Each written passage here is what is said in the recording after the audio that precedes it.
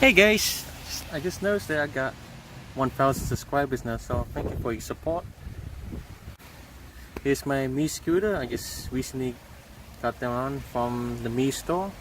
As you can see here, I just got my front wheel replaced because the previous one got damaged and I had issues replacing it, so I had no choice but to bring it into the Mi store, and yeah, I had to pay 69 Zealand dollars just for the service. So yeah,